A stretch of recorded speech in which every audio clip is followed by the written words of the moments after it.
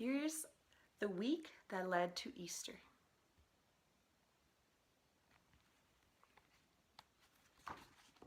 Hosanna, sing to Christ the King. Crowds shouted as he came. They had heard the many stories, how he healed the sick and lame. Jerusalem was crowded, the Passover had begun, a time to remember Egypt and to have a little fun.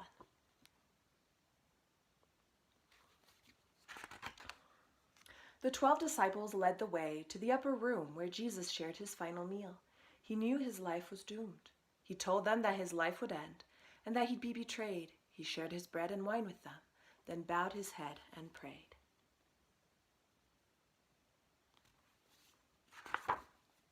Jesus asked to be remembered for the sins he'd taken away. He told them of God's final plan and that he could not stay.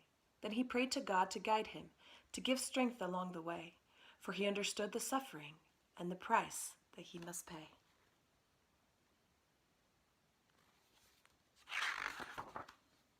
The leaders and guards were waiting to take him away from town.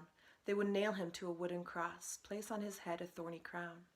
They had turned the crowds against him, said he is not God's son to fear, and the crowds yelled, "Crucify him."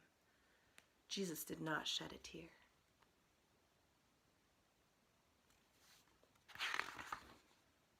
The sky turned black and thunder rolled. Jesus said his final words, "Please forgive them, Father. It is finished." Then they heard. Friends sealed him in a cold, dark cave with a big stone for a door. Not many came to see him, for the crowds, they cared no more.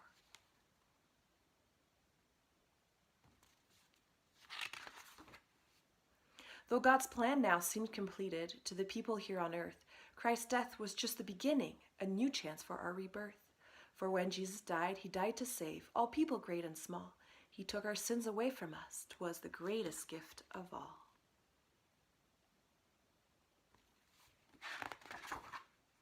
He rose again on Easter Day. The people were amazed, for God's plan now was understood.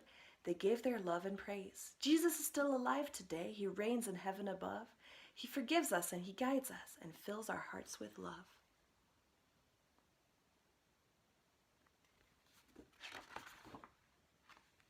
The end. I hope you enjoyed it. What a holy week we enter into.